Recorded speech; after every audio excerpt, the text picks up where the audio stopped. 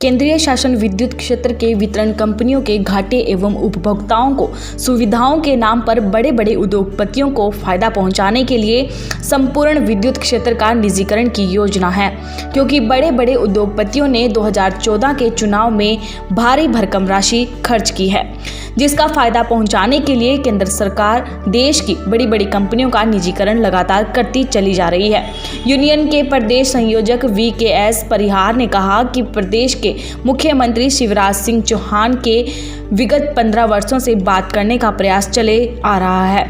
लेकिन उन्होंने हमें अभी तक समय नहीं दिया, जिसमें हमने नई पेंशन योजना को समाप्त कर पुरानी पेंशन योजना लागू की मांग की थी। संविदा कर्मियों का नियमितीकरण किया जाए, प्रदेश एवं केंद्र में निजीकरण को तत्काल वापस लिया जाए।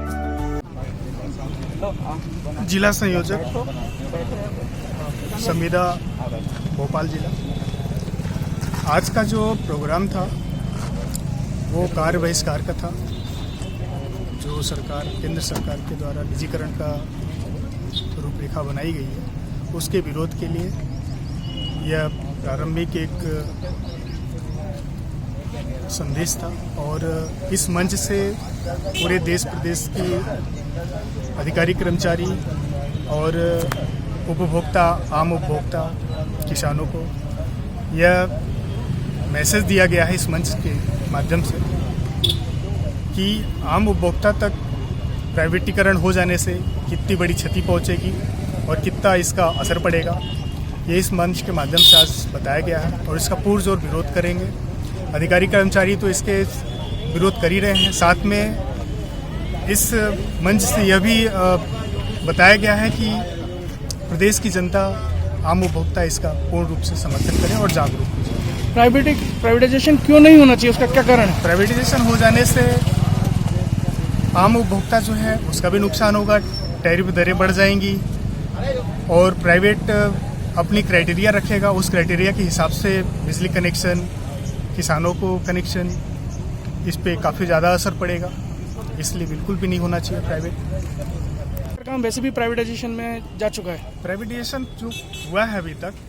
यह भी एक तरीके से गलत हुआ है और इस पे अपनी जो स्टेट की अभी सरकार, जो भाजपा सरकार है, इसमें इसके विरोध में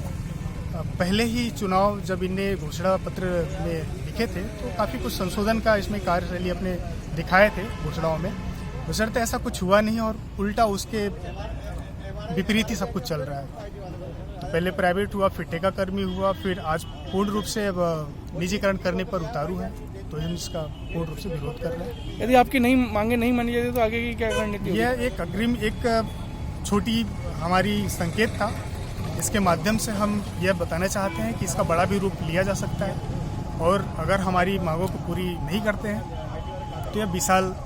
रूप लेगा।